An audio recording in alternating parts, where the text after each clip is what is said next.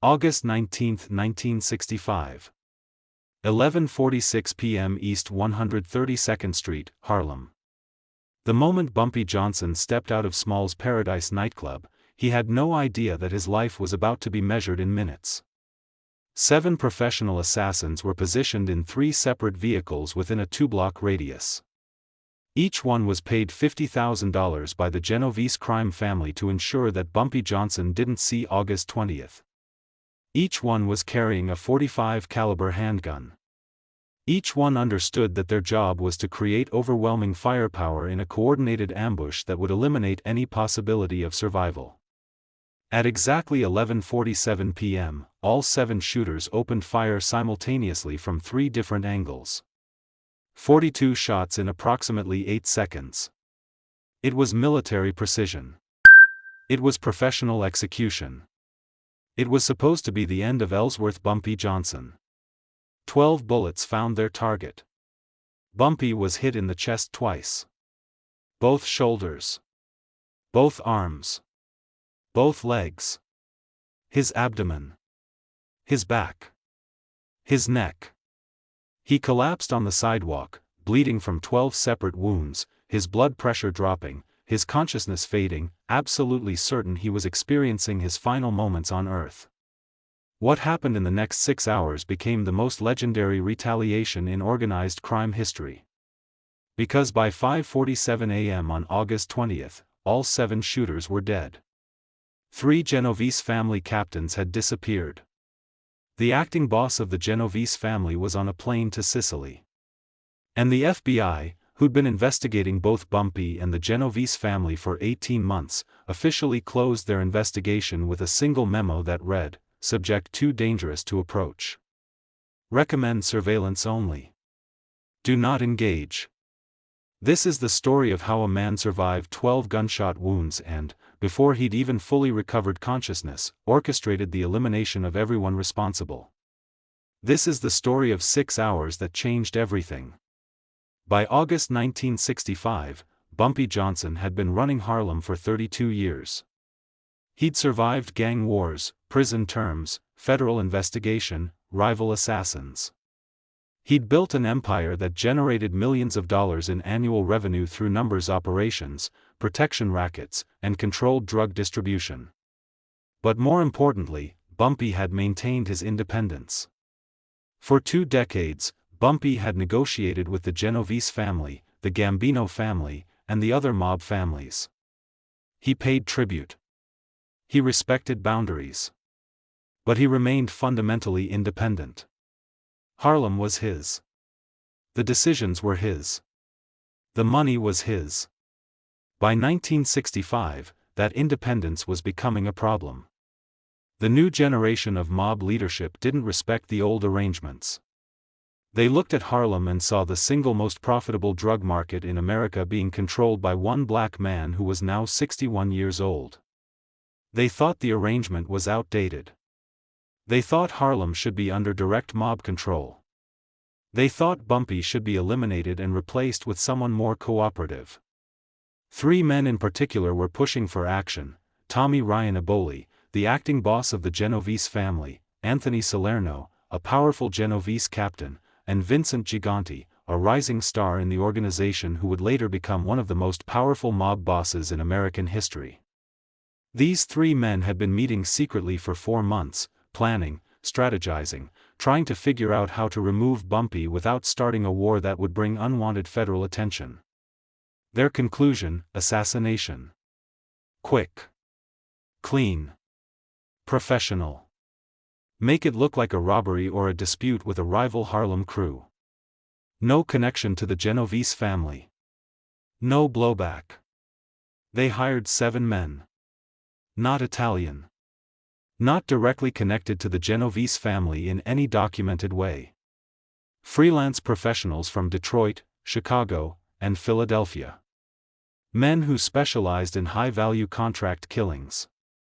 Men with military experience.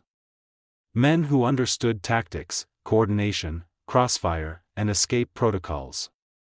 The payment was $350,000 total. That was an enormous sum in 1965, equivalent to roughly $3 million in today's money. That payment indicated how seriously the Genovese family took this job. How much they wanted Bumpy Johnson dead. How certain they wanted to be that the job would be done correctly. The 7 shooters studied Bumpy for 6 weeks. They learned his routines, his security protocols, his patterns of movement. They discovered that Bumpy was extremely difficult to target because he varied his routes constantly, never drove the same way twice, always had at least 2 bodyguards, and changed his schedule unpredictably. But they also discovered one vulnerability. Every Thursday night, Bumpy attended business meetings at Small's Paradise nightclub. He always arrived between 10 o'clock and 10:30 p.m. He always stayed between 1 and 2 hours. He always parked his car on East 132nd Street, 2 blocks from the club, because he didn't trust valet parking. That walk from the club to his car, approximately 3 minutes, 2 blocks, was the only consistent, predictable pattern in Bumpy's entire week. That was the window. That was when they would strike. The shooters planned the ambush with military precision. 3 vehicles positioned strategically. One at the corner of 132nd and Lenox. One mid-block on 132nd. One at the corner of 132nd and 7th Avenue. 7 shooters distributed among the 3 vehicles. Each shooter assigned a specific zone of fire to ensure complete coverage and prevent Bumpy from escaping in any direction. The plan was simple but effective: wait for Bumpy to exit Small's Paradise and begin his walk to his car. Let him get halfway down the block, away from potential witnesses, into the darkest section of 132nd Street where street lights were broken. Then all 7 shooters would exit their vehicles simultaneously and open fire from 3 different angles. Crossfire. Overwhelming firepower. No escape. No survival. Bumpy would be dead before he could draw his weapon. The shooters would return to their vehicles and disappear into the night. Police would find Bumpy's body. Investigation would go nowhere. Case would go cold. Perfect. Except they made one catastrophic miscalculation. They assumed 12 bullets would kill Bumpy Johnson. They were wrong. Thursday, August 19, 1965. 11:43 p.m. Small's Paradise nightclub. Bumpy exits the club through the front door. His meeting with the Philadelphia distributors went well. They'd agreed to move 50 kilos per month through his network starting in September. That's an additional $1 million in annual revenue. Good business. Profitable business. Bumpy's in a good mood. He's wearing a dark blue suit, white shirt, no tie, diamond cufflinks, gold watch. He looks successful because he is successful. At 61 years old, Bumpy Johnson controls the most profitable criminal enterprise in Harlem's history. He's rich. He's powerful. He's respected. He's feared. He walks east on 135th toward his car. It's late. The streets are mostly empty. A few people outside a bar half a block away. A couple walking their dog. Normal Harlem night sounds. Music drifting from basement clubs. Distant traffic. Bumpy is relaxed but alert. Always alert. 40 years in this life teaches you to never fully relax. He scans the street constantly, looking for threats, anomalies, anything unusual. He turns south on 132nd Street. His car is parked mid-block on the left side. A 1964 Cadillac Eldorado. Black. Pristine. Bumpy takes care of his possessions. He's walking at a steady pace. Not hurrying. Not worried. Thinking about tomorrow. Thinking about the Philadelphia deal. Thinking about other business. That's when his instincts kick in. Something's wrong. He doesn't know what yet. Can't identify the specific threat. But something in his subconscious is screaming danger. He slows down. Scans the parked cars. 3 vehicles that don't belong. A Chevrolet Impala at the corner. A Ford Galaxy mid-block. A Plymouth Fury at the other corner. All with engines running. All with multiple occupants. Not normal. Bumpy's hand moves toward his waistband, toward the .45 automatic he always carries. Colt M1911A1. Military grade.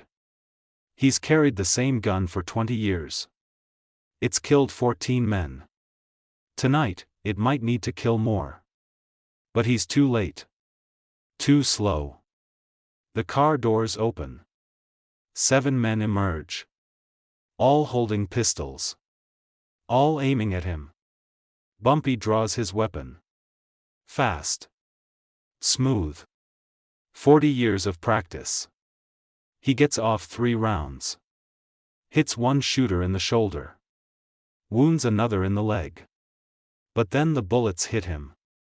First shot, chest, left side, just below the collarbone. The impact spins him. Second shot, right shoulder, shatters the clavicle. Third shot, left arm, through and through the bicep. Fourth shot, right arm, fractures the humerus. Fifth shot, left leg, thigh, femur damage. Bumpy drops to one knee. Can't stand. Keeps firing anyway. Gets off 3 more rounds, but they're wild, panicked, missing. Sixth shot, right leg, cuts through the tibia. Both legs compromised now. He falls. Lands on his back. Keeps shooting. Seventh shot, abdomen, center mass, potentially fatal. Eighth shot, back as he's falling, near the kidney. Ninth shot, chest again, right side, punctures lung. 10th shot, left shoulder. 11th shot, neck, grazing wound, but arterial bleeding. 12th shot, back again, lower spine. 12 gunshot wounds. Bumpy's lying on the pavement. Blood everywhere. Coming from everywhere. His gun's empty. Fallen from his hand. He's conscious but fading. Vision tunneling. Hearing muted. Everything distant. He thinks, this is it. This is how it ends. 61 years. 40 years running Harlem. It ends here on 132nd Street. Bleeding out. Dying. The 7 shooters are returning to their vehicles. Mission accomplished. Target down. Multiple hits. He's dead or dying. Either way, the job's done. They drive away. 3 vehicles. Different directions. Dispersing. Professional. Clean. Bumpy lies there alone. Bleeding. Dying. No one comes. The few people who heard the shots stayed inside. This is Harlem. Gunshots mean stay away. Don't get involved. Don't be a witness. Survive by being invisible. 30 seconds pass. Feels like 30 minutes. Bumpy's consciousness is slipping. He's losing blood fast.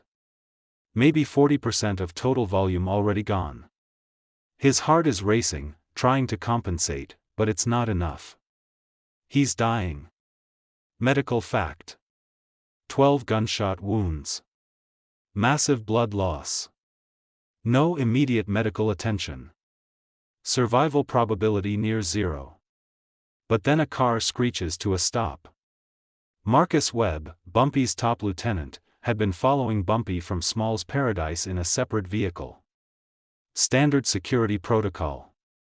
He was 2 blocks behind. Heard the gunshots. Raced over. Saw the aftermath.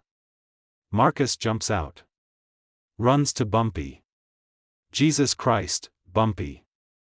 Stay with me. He pulls out a handkerchief. Presses it against the worst wound, the abdominal shot, trying to slow the bleeding. Trying to buy time. He pulls out his phone. One of the new car phones. Expensive. Essential for exactly this type of emergency.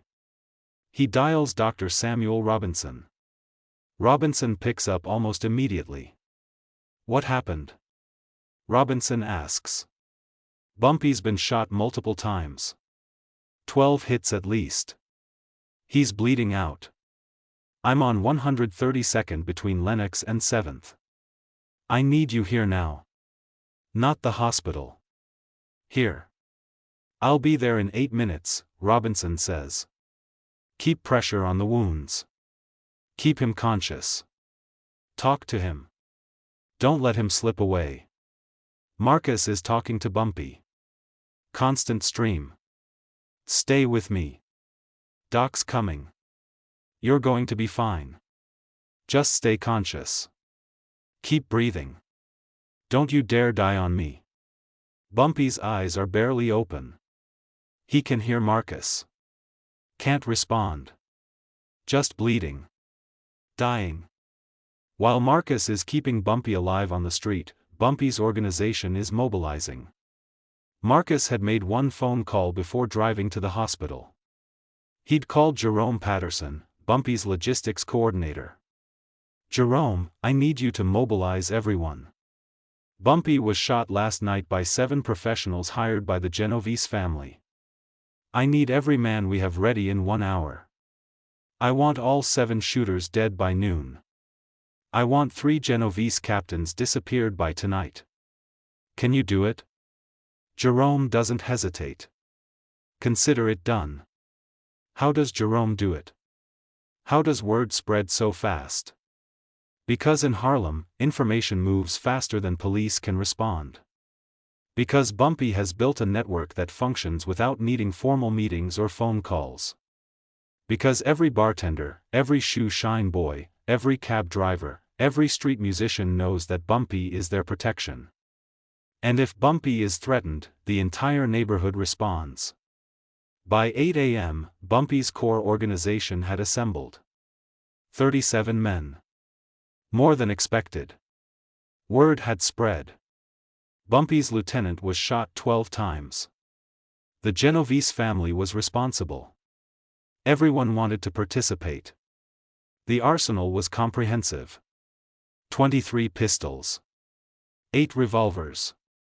12 shotguns. 7 Thompson submachine guns.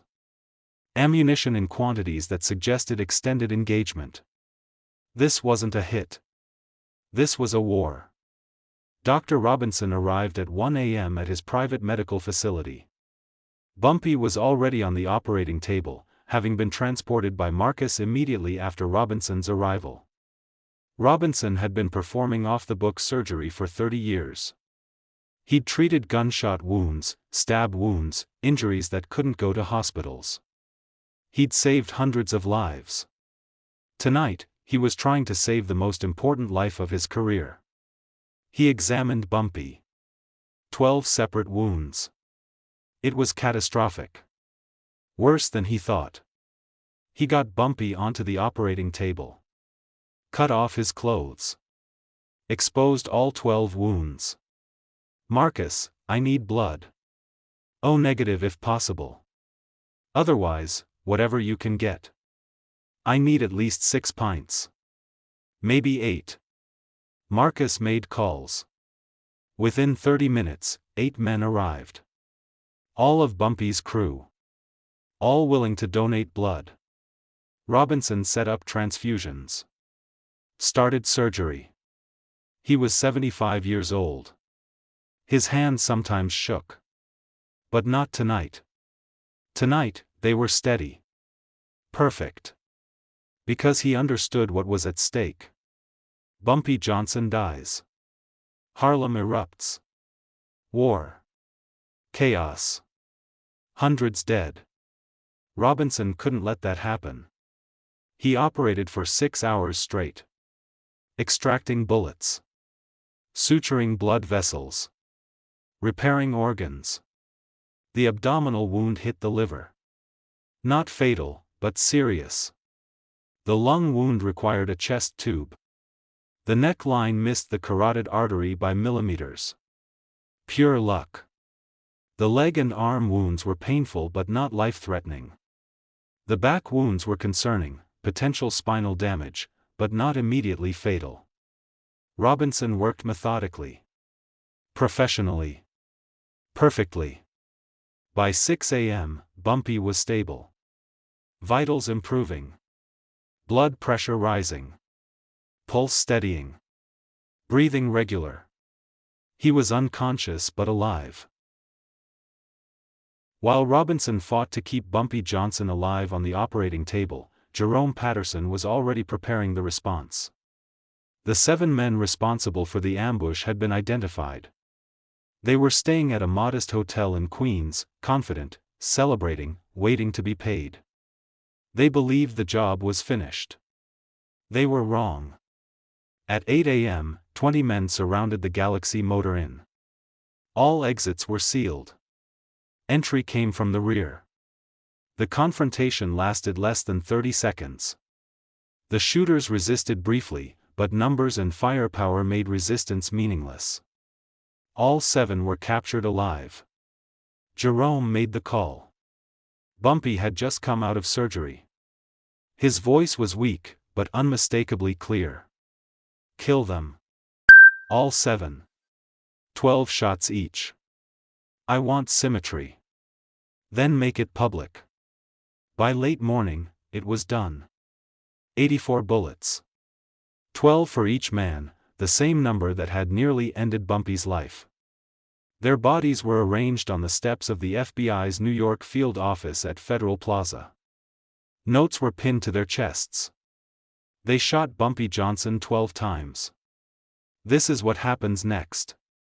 The message was unmistakable. Someone had survived an impossible assassination attempt. Someone had located and eliminated all 7 attackers in under 12 hours. And someone had deliberately placed the evidence at the feet of the most powerful law enforcement agency in the country. Special Agent Michael Morrison understood immediately what this meant. He had chased Bumpy Johnson for years. But this was different. This wasn't impulse or revenge. It was demonstration. Within hours, the FBI made a decision that had no precedent. A formal memo was written, subject too dangerous for direct investigation. Surveillance only. Do not engage. The Bureau did not lack evidence. It lacked options. Bumpy survived, though not unscarred. Nerve damage left him with a limp. Lung damage reduced his stamina. Pain became permanent. But he lived. And 3 months later, he was back at his usual table in Harlem, conducting business as if nothing had changed. The underworld understood the message just as clearly as the FBI did. The Genovese family held an emergency meeting. The hit had failed catastrophically. Retaliation had been immediate and absolute. Carlo Gambino made the final call. We leave Harlem alone. No negotiation. No counterattack. A full retreat. For the first time, the 5 families conceded territory without a fight. The cost of challenging Bumpy Johnson had become mathematically unacceptable. August 19 to 20, 1965 was not just about survival. It was about systems. Bumpy Johnson did not win because he was the most violent. He won because he was the most organized. While others reacted, he anticipated. While others hid, he displayed. He understood that power is not secrecy, it is certainty. Certainty of response. Certainty of consequence. 6 hours separated near death from total victory. 12 bullets failed to kill him. But they ended every serious challenge to his authority. Bumpy Johnson lived 3 more years and died quietly of a heart attack in Harlem. The FBI never reopened his case. The mob never challenged his territory again. That is why he became legend, not because he survived the impossible, but because he turned survival into absolute control. 12 bullets. 6 hours. A system that never failed. And he used that understanding to survive the unsurvivable. 12 bullets. 6 hours. Complete victory. That's the story.